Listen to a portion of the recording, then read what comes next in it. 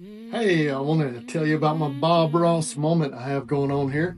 Happy little accident. I don't know if you were familiar with that, but I did a time lapse video a few weeks ago of me pouring concrete countertops, and it got late at night. I mixed it too wet. I didn't trowel it all out like I should have, and so I decided, well, I'll order a polishing kit. I've never polished concrete, but I think that my grinder was way too fast or something. I didn't have the right tools, so it immediately ate through the top layer. It didn't polish anything. It just like exploded it is what it felt like and looked like. So it looked like I had an exposed aggregate countertop. That's where all the rocks were showing. It looked awful. I tried to live with it.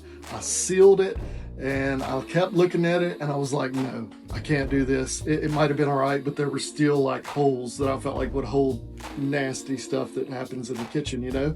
And so I was like, what could I do? I have grout. I grouted it. Well, the grout I used was an awful color. And so this thing is killing me. I came back tonight. I used a different bag of grout that I had in a box in here, and it looked all right, but it was kind of plain. And then I got some other colors of grout, and I just kind of flicked it all over the top, and then I troweled it all out. And now I'm kind of happy with it. I like the look of it over here as well. But I don't know where you're at in life, but if the job didn't work out, the door closed, the plan fall apart, and at the time you might be frustrated. Like right now, you might be real frustrated, maybe even embarrassed. I was embarrassed. I had a picture, only showed a couple people of the exposed aggregate countertops that were an accident. But later you saw that it was actually God rerouting you, protecting you, positioning you. What felt random was actually ordered. Maybe it wasn't even an accident. Maybe it was an alignment. Some of the best things in your life, a lot of times, started as something that you didn't plan. So I'm telling you tonight, trust the process. Quick Bible story, Genesis 50:20. Joseph in the Old Testament, the favored son, his brothers hated him because he had the father's favor.